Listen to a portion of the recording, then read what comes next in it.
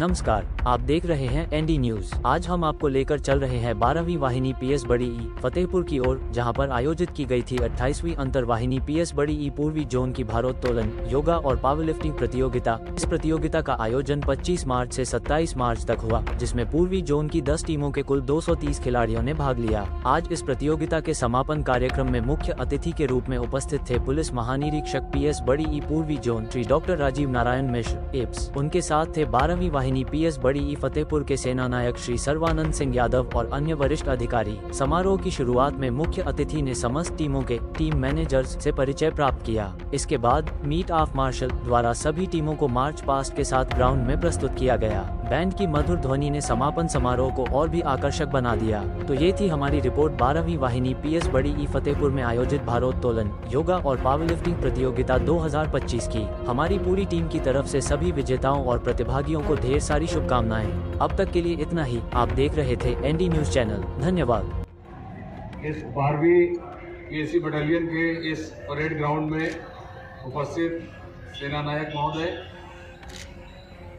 AC साहिबा, उपस्थित प्रतिभागीगण, विभिन्न वाहिनियों से आए टीम मैनेजर्स, मीडिया से आए पत्रकार बंधु और उपस्थित आमंत्रित अतिथिगण। आज ये हर्ष का विषय है कि ये 3 दिवसीय भारोत्तोलन क्लस्टर प्रतियोगिता सकुशल संपन्न हो रही है। और जैसा अभी जो रिपोर्ट में आपने प्रस्तुत किया, एसी साहिबा ने प्रस्तुत किया कि किसी प्रकार की कोई आचरण, व्यवहार और अनुशासन की कोई शिकायत नहीं आई। इसके लिए सभी प्रतिभागीगण, उनके मैनेजर्स, टीम मैनेजर्स, कोच और सूबेदार मेजर, जितने लोग इस प्रत्यक्ष और अप्रत्यक्ष रूप से इस आयोजन में लगे हैं, सभी लोग इस अनुशासन बनाए रखने के लिए, इस प्रतियोगिता को सफल संपन्न कराए रखने के लिए बहुत बहुत बधाई के पात्र हैं।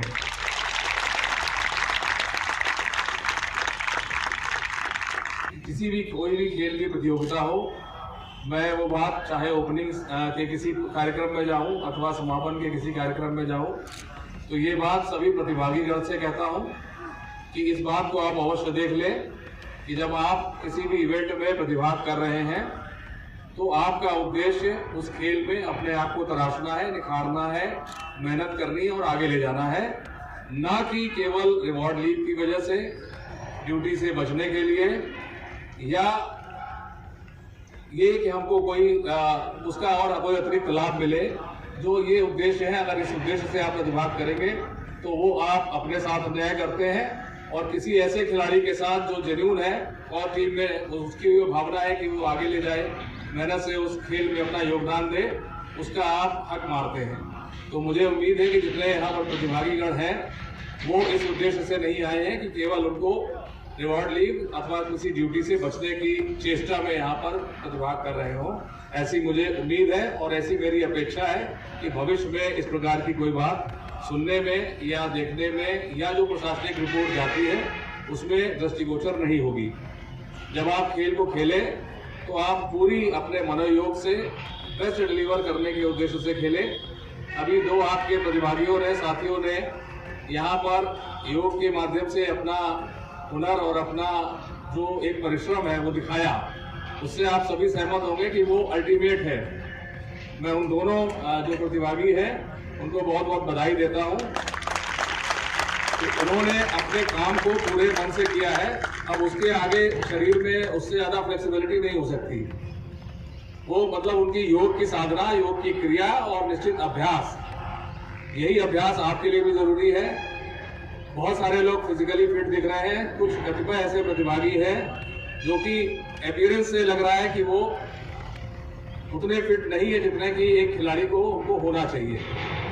मैं किसी को इंगित ना करते हुए एक सामान्य सी बात कर रहा हूँ कि वो अपने जो शरीर का सौष्ठव है, शरीर का आपका जो बॉडी फिटनेस है, उस पर ध्यान दें और उसको एक स्पोर्ट्समैन की तरफ आपकी बॉडी लैंग्वेज, आपका फिजिक, आपका स्वास्थ्य दिखना चाहिए। आप इस प्रकार का प्रयास करेंगे, उसी प्रकार जब आप खेल में हैं तो उसी प्रकार की डाइट लें, उसी प्रकार का अभ्यास करें और अभ्यास में आपकी कंसिस्टेंसी होना बहुत ज़रूरी है। आपने एक दिन अभ्यास किया, 4 दिन विश्राम किया, वो उचित नहीं है। कंसिस्टेंसी आप हमसे ज़्यादा चूंकि खेल में है, आप जानते हैं।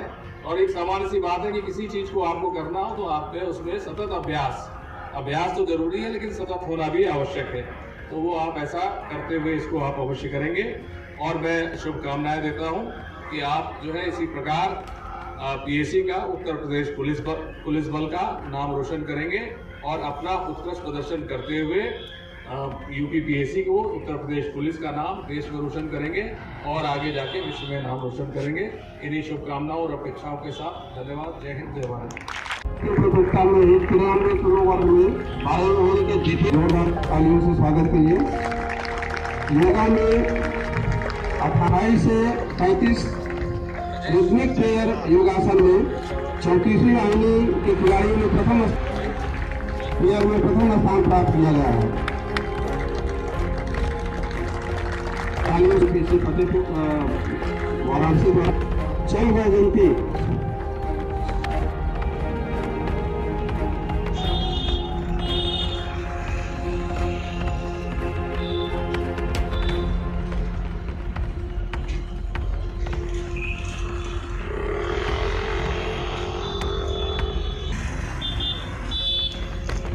द्वितीय स्थान प्राप्त किया है 36वीं वाहिनी जो हमारी विजेता रही है।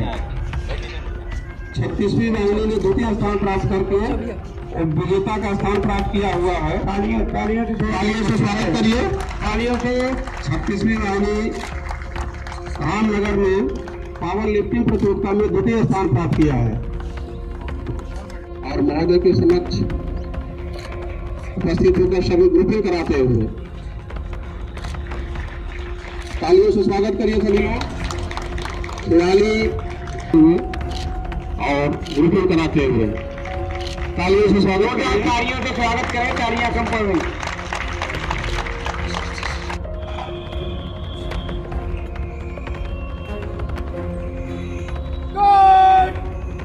संतरी खड़े रहेंगे। बाकी विशाल जन